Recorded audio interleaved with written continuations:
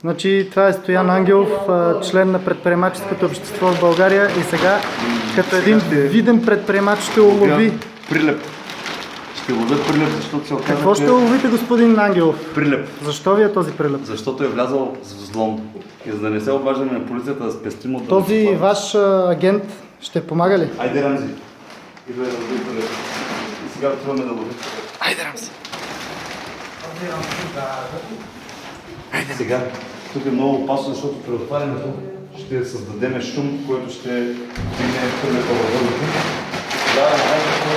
Я се лови целият. Трябва да го хвърлим. Аз ще го ловя с найлон. Идва ли? Къде е прилепа? Да не.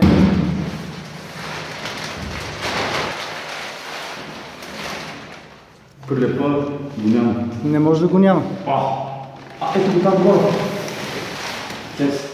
Е там горе го хвърля, виждаш ли? Да, с какво да го фанем? С листата ли? Стойте там. Стойте там. Е, това е прилепа, да ми господа. Виждам ли прилепа? Да. Хващай го, Стоян. Чакай, тихо бе. Ще го събудиш. Чакай. Бързо. Его бе. Горе вдясно. Там. Давай, взимай го, хващай го. Фана ли? Стоян, действай бързо, бе. Бате, ела тук да бутнеш.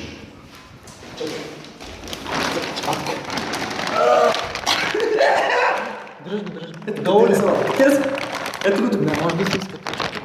Ето тук е. Затисни. Всякъде съм излез. Добре. Гешче! Геш! Дръж. Чакай. Гешче! Дръж. Ето го тук, брат. Не хапе.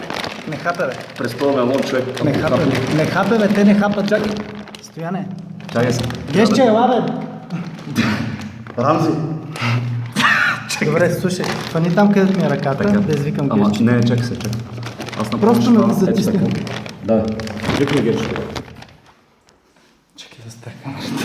Вземай с теб. Ела да помогнеш, бе. Чакай, брат. Абе, ела, бе, прилепа сме го приклещили. Ела да помогнеш. Ще го приглащате, бе. Ела да помогнеш. Как да го... Много сте прости. Сега няма да затворя вратата, защото ако не избягна нас, да дойде при вас. Бате, аз ще те реза това прилепа.